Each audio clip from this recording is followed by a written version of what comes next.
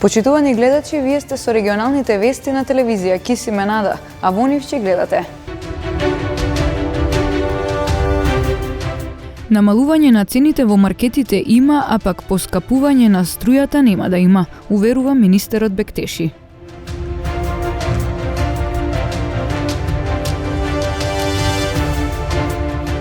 Еколошките организации порачаа граѓаните да се воздржат од горење на опасни материи за затоплување на домовите.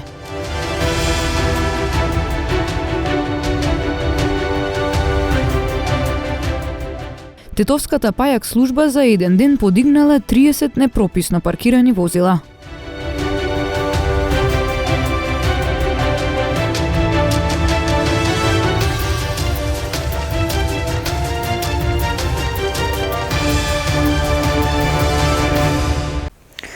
Оваа недела ќе бидат направени анализи на цените по маркетите, пошто ќе бидат објавени податоците за нивното намалување, најави министерот за економија Кришник Бектеши. Уверува и дека нема да има покачување на сметките за струја.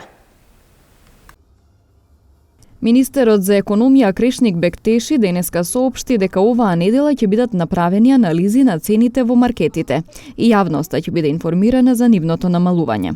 Одговарајќи на новинарски прашања пред почетокот на бизнис настанот Субекс, Бектеши уште еднаш напомена дека нема да се дозволи никаква злоупотреба на кризата врз грбот на граѓаните. Инспекцијските контроли се засилени, а веќе се, како што рече, изречени и неколку казни. Јас кажав дека во наредните 10 дена се очекува да почнат поевтинувањето на основните прехранбени производи. Ние претходната недела направивме анализа, во текот на оваа недела ќе направиме анализа директно и физички во супермаркетите. Освен тоа што го правиме преку производителите кои се домашни, веќе ги во дневна база ги добиваме податоците на цените на увозот на тие производи кои се наведени во одлуката од страна на Царинската управа и во текот на оваа недела ќе ве известиме и во делот на процентот на намалување и на производите кои ги намалиле и компаниите кои тоа го направиле. Веќе Државниот пазарен инспекторат работи согласно новиот закон за заштита на потрошувачите, се интензивирани сите контроли од страна на ДПИ. Вчера директорката веќе најави дека се изречени неколку казни и, како што сме кажале на почеток, можеме само да повториме и во таа насока ќе работиме. Нема да дозволиме да има злоупотреба на кризата врз грбот на потрошувачите, во овој случај на граѓаните. Бектеши уверува дека се прават пресметки да не поскапи струјата од 1 јануари. Веќе е испорачено трансформаторот дополнителниот за третиот блок во Битола, најверојатно за една недела би требало да биде во Битола, каде што ќе има уште една дополнителна можност за производство на електрична енергија. Ако вие мислите дека ние треба да произведуваме електрична енергија со повисока цена, окей, ние тоа ќе го направиме, нема да увеземе и на таков си начин нема да го штитиме буџетот. Ние, значи, носиме одлуки и за заштита на буџетот, пошто тоа е буџет на секој граѓанин на државата и граѓаните неспречено да бидат снабдувани со електрична енергија и тоа ќе трае до крајот на грејната сезона, како за електричната енергија, така и за топлинската енергија. И граѓаните нема да имат зголемени сметки од 1 јануари, а компаниите најверојатно ќе имат намалени сметки на електрична енергија. Еколошките организации заедно со министерот за животна средина порачаа граѓаните да се воздржат од горење на опасни материи за затоплување на домовите.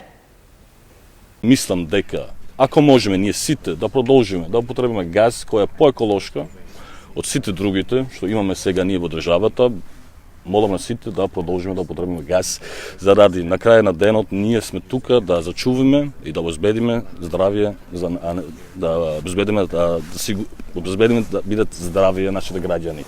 Сите сме мислам дека нема потреба да бидам некој експерт тука да го кажем дека дизел и мазут се нееколошки од разлика на газ.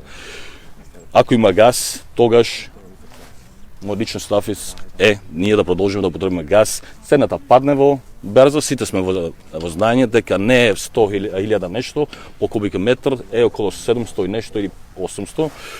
И мислам дека цена што е по-ефтино не значи дека е по-добро за граѓаните. Мислам дека сите мора да бидеме свесни и да зачуваме здравје на нашите граѓани и да продолжиме на тој начин. Според Завод за статистика, дека околу 40% од нашето население живее на граница на сиромаштија пред добивање на социјална помош и пензија. Што значи, ако се покачени цените на дрвото, на огревно дрво, на пелети и на други енергенси што ги користат, значи дека тие домаќинства ќе користат нешто што е полесно достапно и поевтино. Air pollution is an issue that affects us all. Аерозагадувањето не тангира сите, а особено оние кои што имаат кревко или сензитивно здравје. Затоа справувањето со аерозагадувањето треба да биде наш приоритет и во иднина. Со зголемувањето на временските прилики, односно доаѓањето на зимата, загадувањето во Скопје и во државата се зголемува. Затоа сите треба да бидеме свесни и да преземеме соодветни акции. Сето она што се случува и што го гледаме во секојдневието и не враќа некако наназад, треба да го ставиме вистина зад нас, односно треба да искористиме енергетската криза како еден мотив и поттик да направиме многу повеќе во енергетската транзиција, односно транзицијата на целото општество кон еколошки начин на функционирање. Иднината е полноправно членство во Европската Унија. Секоја одлука што ја носиме е во интерес на граѓаните и државата, рече премиерот Димитар Ковачевски на заедничката пресконференција со европратеничката и лидерка на пратеничката група на Прогресивната алијанса на социјалистите и демократите во Европскиот парламент Ираче Гарсија Перес. Нашата цел е полноправно членство во Европската Унија. Тоа е наградата на крајот на овој европски пат, кој знам дека нема да биде лесен. И со европратеничката разговаравме за тоа како течат преговори, за реформите кои што треба да се прават и дека тоа е еден широк општествен процес на позитивна трансформација на општеството со цел полноправно членство на државата во Европската Унија и обезбедување на општество со подобро владење на право, со помалку корупција и со подобри плати за сите нејзини граѓани. И тој пат ние мора да го изодиме, затоа што друга алтернатива немаме, ниту пак некој досега понудил некоја друга алтернатива, бидејќи Европската Унија е единствениот пат за нашата држава. Не само заради членството за себе, туку заради подобар животен стандард, заради подобро владење на правото, подобра инфраструктура, подобри услуги за граѓаните, заради економски напредок, социјална правда, врвна демократија, едноставно заради подобар живот. Оно што Северна Македонија и Албанија го прават е јасен пример за регионот на Западен Балкан. Денес сум тука, а утре ќе одам во Тирана. И сакаме да испратиме оваа порака дека ова што го правите тука во Северна Македонија и што го прави Албанија е јасен пример за целиот регион на Западен Балкан. Сакам да ја потенцирам и важноста од прогресивното лидерство во време на криза. Начинот на кој што се грижат за луѓето, ги зголемуваат просечните плати, минималните плати, нудат субвенции за електрична енергија и за основни производи.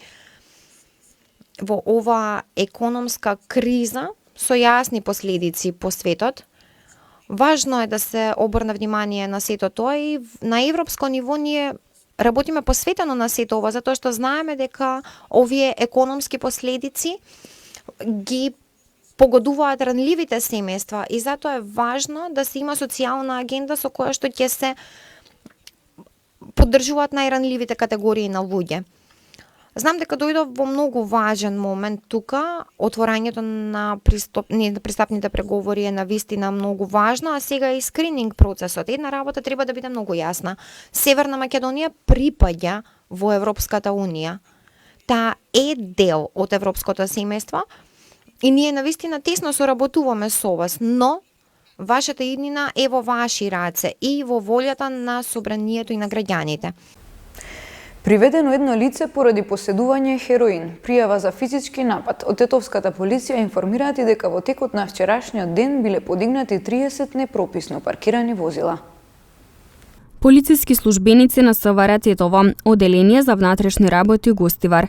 Вчера, околу 13 часот и 15 минути на улица Гоце Делчев во Гостивар, лишиле од слобода 23-годишник од Гостиварско Калиште, затоа што кај него бил пронајден хероин.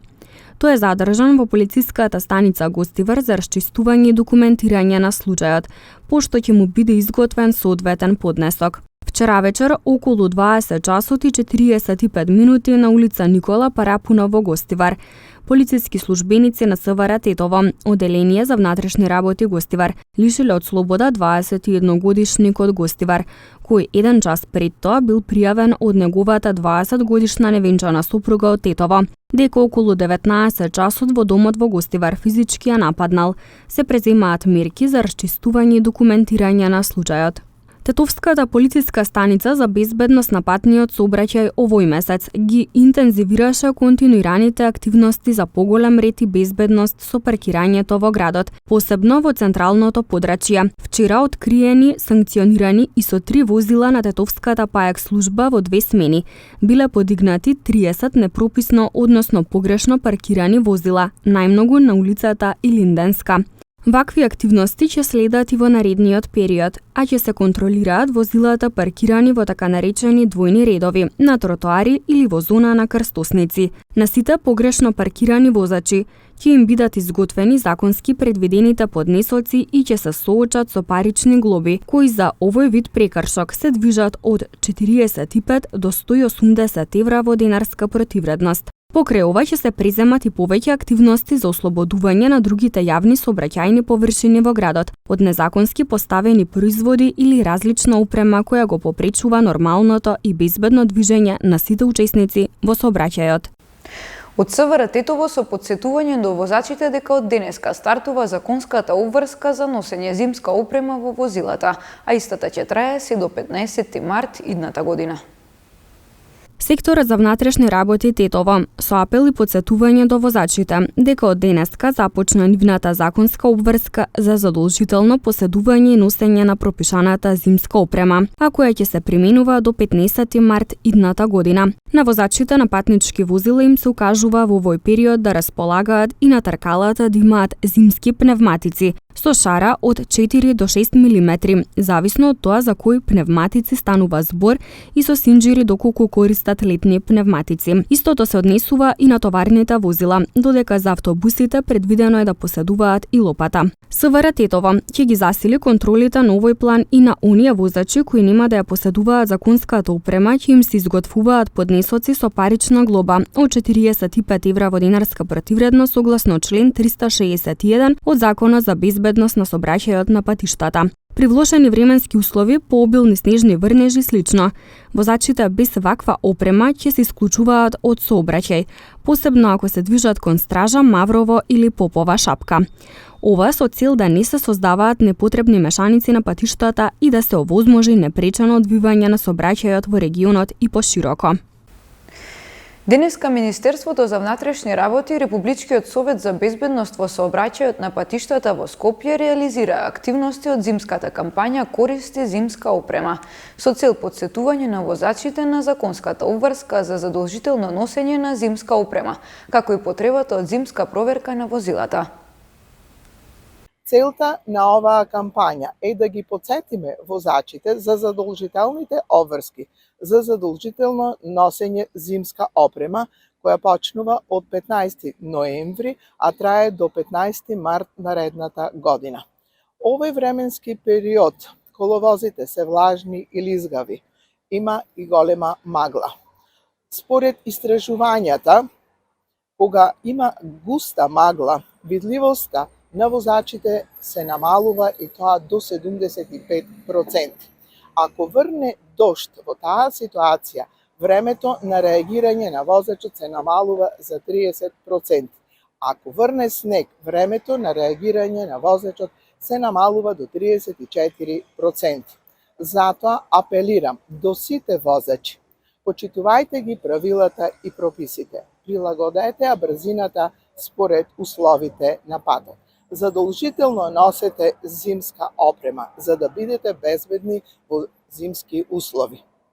Од денеска, 15 ноември, започнува обврската за носење зимска опрема во возилата и таа ќе важи до 15 март. Оваа обврска е пред се за наша лична безбедност и затоа апелирам до сите возачи во своите возила да поседуваат зимска опрема, односно да го подготват своето возило за возење во зимски услови. Денеска заедно со Републичкиот совет за безбедност во сообраќајот во Скопје имаме активност во која што со граѓаните ги споделуваме овие информации и апелираме за почитување на оваа обврска, а исти настаник имаме и во повеќе други градови во државата. Уште еднаш апелирам до сите учесници во сообраќајот да ги почитуваат сообраќајните правила и прописи и сите заеднички да придонесеме за побезбеден сообраќај. Сдруженијето на регионални и локални медиуми Медиум со реакција за предлог измените на Законот за аудио и аудиовизуелни медиумски услуги кои се ставени на дневен ред во собранието по скратена постапка. Ние како членска организација во која се обединуваат регионалните и локалните радиодифузери, сметаме дека носење на измени во медиумските закони на овој начин, без никаква јавна дебата, со вклученост на оние на кои се однесуваат, овој закон е на штета на независноста на медиумите и на јавниот интерес. Нетранспарентната постапка во носење на закони кои ја регулираат работата на медиумите, без да се слушнат нивните предлози и барања, е во директна спротивставеност со онаа што ние како медиуми се залагаме, а тоа е јавност за квалитетни закони од кои бенефит ги имаат пред се граѓаните. Општо е познато дека медиумите имаат сериозни економски проблеми и потребно е да се понудат одржливи решенија со кои ќе се подобри нивната економска состојба, а со тоа и медиумската содржина, доколку собранието и владата сакаат да потрошат јавни пари во одредени медиуми, нека тоа го направат со одлука на собрание или со одлука на влада. Не е потребно да се носат штетни закони со тесни интереси. Потребни се законски решенија за да ги подобрат правата и статусот на новинарите и медиумските работници и треба да се неселективни и фер. Светаме дека поддршката за медиумите треба да се изработи со вклученост на сите и да се води од начелата од јавниот интерес, односно подобрувањето на состојбата во медиумите да има една цел – подобри услови, професионално известување, преку уредувачките политики кои ќе бидат независни од политички, партиски или владини влијанија. Затоа бараме одложување на постапката за амандмани на овој закон, која е започната во собранието и инсистираме на јавни дебати со сите чинители, кои искрено можат да понудат многу подобри решенија. Подсетуваме дека делегацијата на ЕУ исто така има интерес и тековна активност за техничка помош преку која имаме можност како држава да имаме еден од најдобрите медиумски закони во регионот.